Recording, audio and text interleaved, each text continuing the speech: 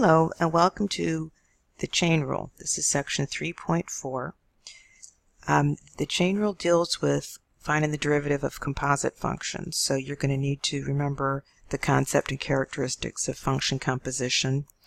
How to decompose a function is important from one function into two. And you'll need to remember a couple of rules of exponents and logs and Leibniz notation. So remember that a composite function has two parts where you have an inside function and an outside function. So the output from the inside function is the input to the outside function. So we're going to look at, when you look at the derivative of a function, you're looking at how the instantaneous rate of change of the input versus the output. So since we have an extra layer here, we need to consider how the inside function changes and then how that changes the outside function for a change in x. So remember, we really have three variables here. We have the inside function, g is a function of x, and we're going to call its output variable u. And then that outside function really is a function of u. And then the final output is the output from capital F, and that's just what we're going to normally call y. So it can be kind of confusing to keep track of the different variable names and why they're necessary, and it's really kind of more of to keep things straight. But as long as you can recognize the inside function and the outside function, the variable names are kind of a formality. So we want to express the derivative of capital F in terms of x. So we don't want u to show up at all. So we want to find the change in g, which is the change in u, for a change of x, which is dx. So if we want to find a rate of how u changes relative to g, that's the du dx. That's our rate.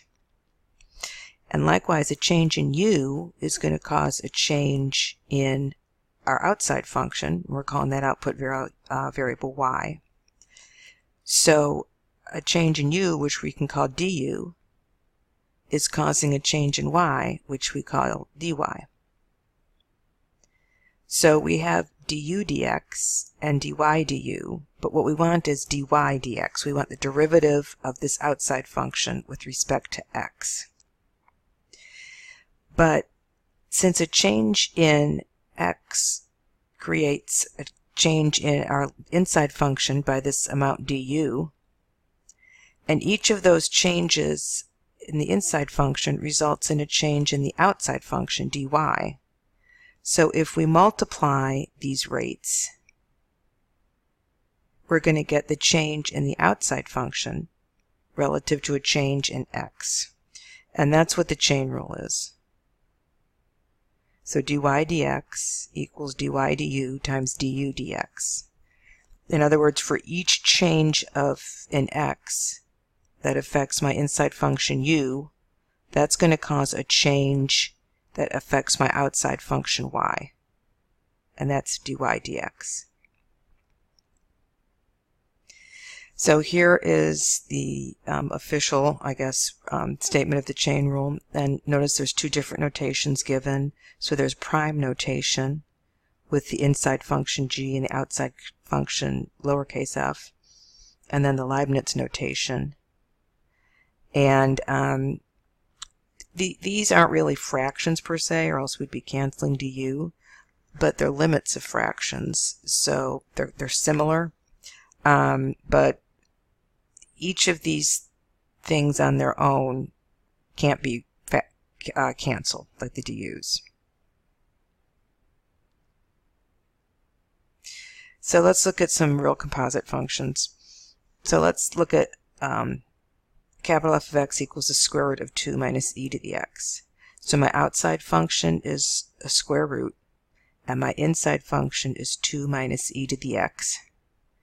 So I'm going to say my outside function is f of u equals the square root of u, and my inside function is g of x. It's 2 minus e to the x. So using the chain rule, what I'm going to need to do is find the derivative of the outside function, evaluate it at the inside function, and then find the derivative of the inside function and multiply them. So the derivative of f of u equals square root of u is 1/2 times u to the minus 1/2. So this is the derivative of my outside function evaluated at the inside function itself, times the derivative of the inside function, which is just minus e to the x. And this is my final derivative. So notice that when you take the derivative of the outside function, you need to evaluate it at the inside function. It's the entire function. So let me just, before I move on, that's what this means. Here's another example, the sine of 3x. So my outside function is the sine of u. My inside function is 3x. So I take the derivative of the outside function, which is cosine u, and the derivative of the inside function is 3. And I form their product, and I evaluate the outside function at the inside function in my final result. So here is f prime of g, and here is g prime. So here's another trig example. So this time the outside function is a power function, u cubed, and my inside function is sine x. So the derivative of my outside function is 3u squared. The derivative of my inside function is cosine x. I form their product, and again I am finding f prime of g of x. So I replace u with the actual expression for g of x in my final result, and then multiply it by g prime of x. So the chain rule can help us find the derivative of e raised to a multiple of x or t power. So before, when we've looked at derivatives involving e to the x, it always wound up being the same as the original function. That's because we didn't have a coefficient on the variable, but now we have a coefficient on the variable, so let's see what that does. So if we apply the chain rule, with the outside function being a power function, u to the a, in this case my coefficient's a, that's my power, and my inside function's e to the t, then the derivative of my outside function, I bring down the exponent, that's a, u, and then subtract from the power. And then the derivative of the inside function, e to the t, is just e to the t. So look what happens when we put all this in the chain rule. When I evaluate that outside function at e to the t, and then I multiply them by e to the t again, I end up with the same coefficient in the power and the same coefficient from the power rule down here multiplying e. So it's similar to the power rule when you have when you find the derivative of e to the at, in that you bring down that coefficient, but you don't subtract 1 from the power. Here's an example of e to the 3t. So you can go through it with the chain rule, and the final result is going to be the coefficient of t is 3. That's the coefficient I've brought down, times e to the 3t again.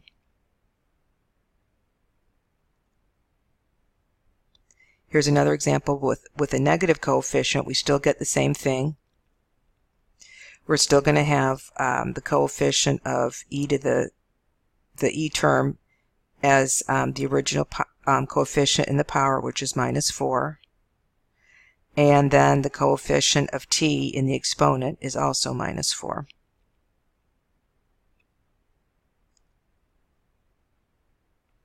So one thing you can kind of generalize when you use the chain rule and the outside function's a power function.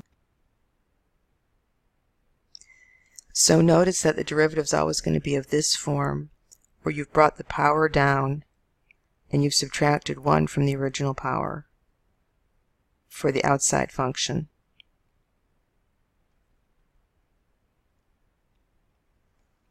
So you can use the chain rule with other rules, not just the power rule. So you'll be using with the product rule and the quotient rule.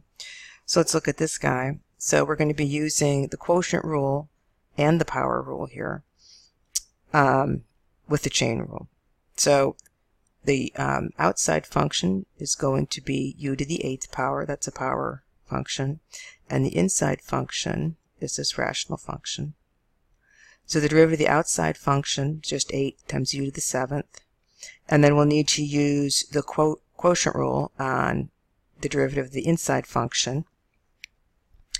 So the derivative of the numerator is 3x squared times the denominator minus the numerator times the derivative of the denominator all over the denominator squared. So now I need to use the chain rule. So here's the derivative of the inside, simplified. And here is that derivative of that power function evaluated at the inside function. And here it's multiplied through.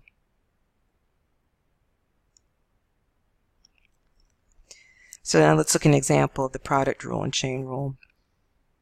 E to the AT times sine of BT. So applying the product rule, the derivative of the first factor times the second plus the first factor times the derivative of the second. And we saw that the derivative of e to the AT is just AE to the AT. And the derivative of sine of BT is just B times cosine BT. So this is the derivative of the inside times the derivative of the outside. And then putting those into the product rule, this is what we get.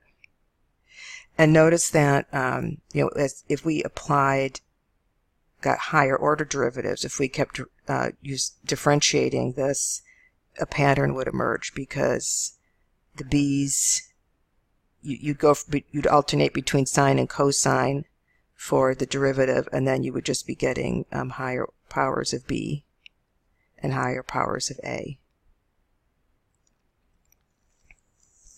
So the chain rule also allows us to now say what the derivative of an exponential function is with a base besides e.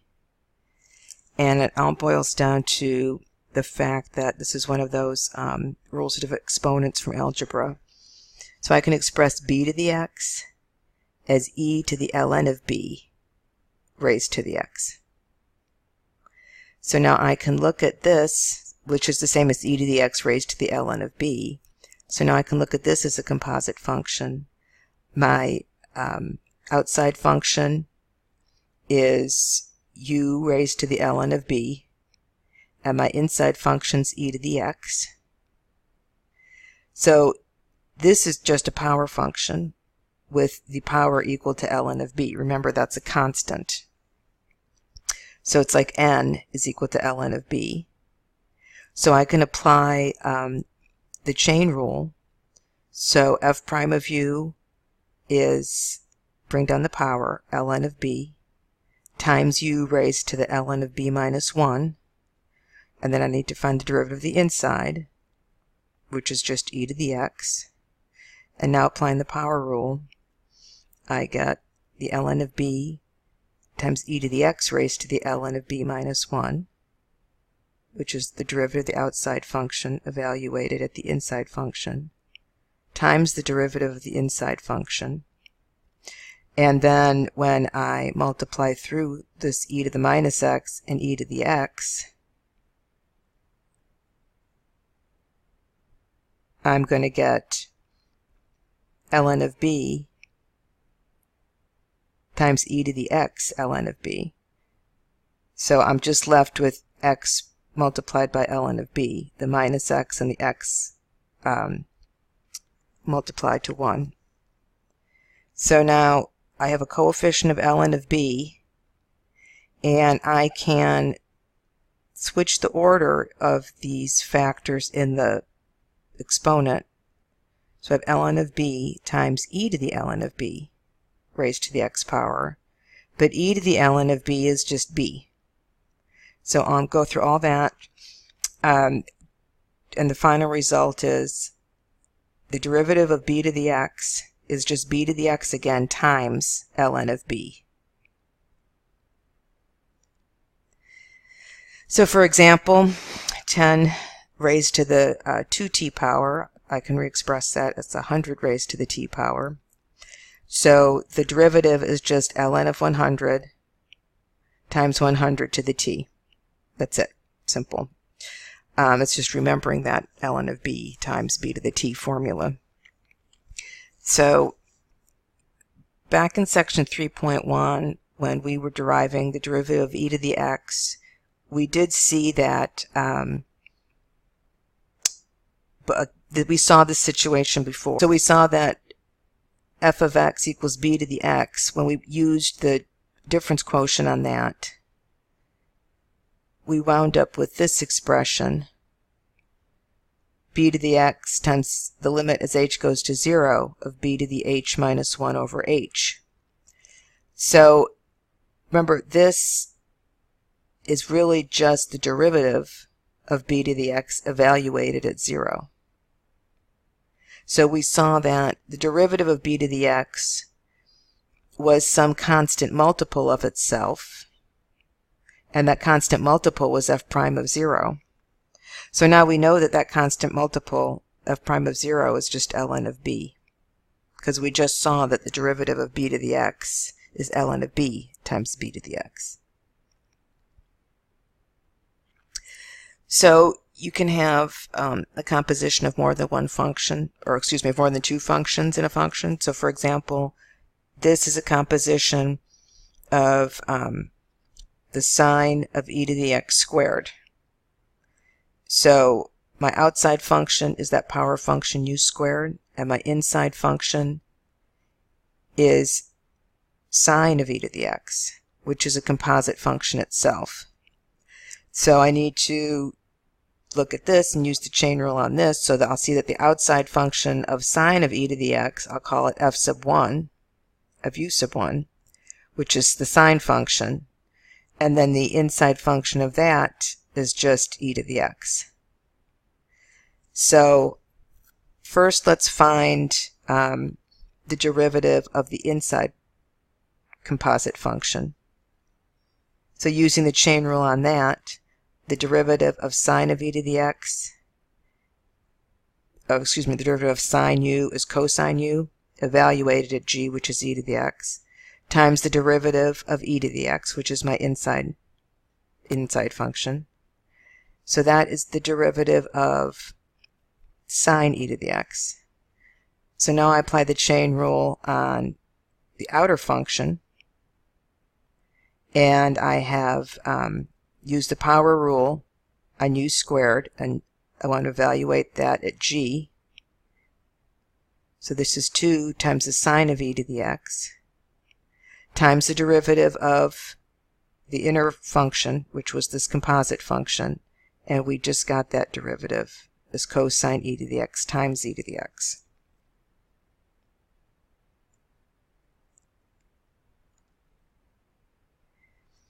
And then here are just some problems from the book that weren't in the WebAssign homework. So differentiate x squared e to the minus 3x. Well, this would be the product rule. Pretty straightforward. The derivative of the first times the second plus the first times the derivative of the second, and there we're using that derivative of e to the at rule. And then we just factor out x e to the minus 3x. Here's another example using the quotient and chain rules together. We saw something similar before.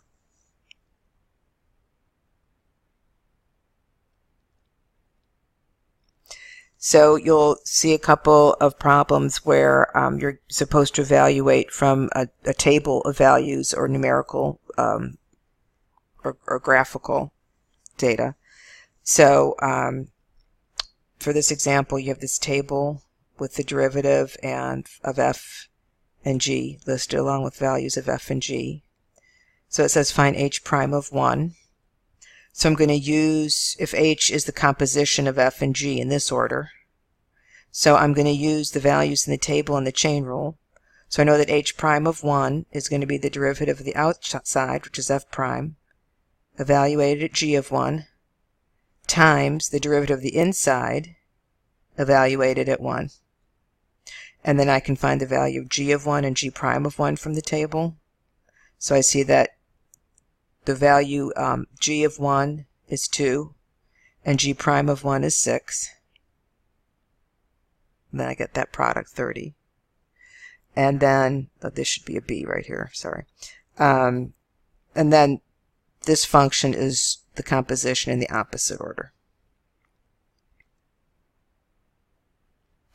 Here's another numerical example where you need to use the chain rule twice. So your innermost function is 4f of x, your middle function is 3f, and your outer function is f.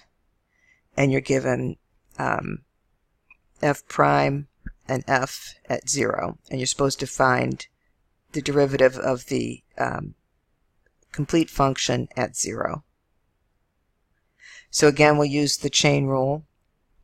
So it's the derivative of the innermost function times the derivative of the middle function evaluated at the innermost function times the derivative of the outermost function evaluated at the derivative of the, at the at the middle function.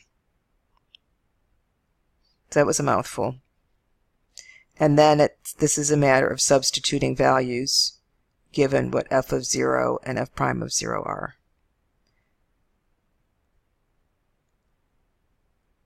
Here's an application. So this function is showing the proportion of the population that hears a rumor after time t, and a and k are constants. So this is it's called a logistic function. So the first thing we want to do is find the limit as t goes to infinity of this function. And if you had been given this as a test question and it said interpret in context, the answer would be something like, as time goes on, the proportion of the population that heard the rumor is or is approaching this limit. And so if we look at this exponential term in the denominator, you know that as t goes to infinity, the power goes to minus infinity, which means that this entire exponential term goes to 0. So we would have this denominator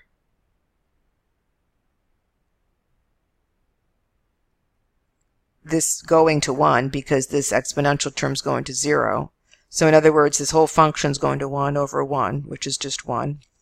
So that means 100% of the population will hear the rumor after a long time. And then the second part is to find the rate of spread. And of course, the rate of spread of this is just the derivative of this function. And we're going to use the chain rule. So we're going to rewrite that function as a power function with an exponent of -1. So the derivative of the outside, we're going to use that power rule. And the derivative of the inside, we're going to use the newfound rule of differentiating e(a) to the t. So we bring down the coefficient of the power as the coefficient of e. And then if we express it without a negative exponent, this is what our rate function is. And the last part said to graph the function with values of 10 and 1/2 for these constants a and k, and assume that t is measured in hours.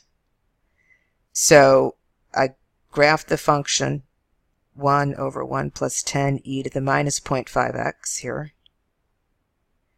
And we're supposed to estimate how long it will take for 80% of the population to hear the rumor. Well, that's 0.8. So solving graphically, I graph the line y equals 0.8.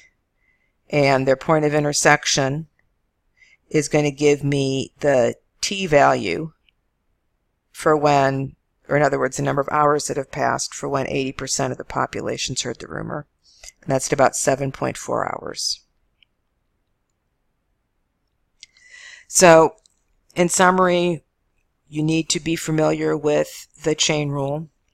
You need to be able to decompose a function into one or more functions and to apply the chain rule, remembering that outside function is evaluated at the original inside function. And then we learned about the power rule in general when your outside function's a power. And then we learned the derivative of b to the x. Now we can stray away a little bit from just base e now that we know this.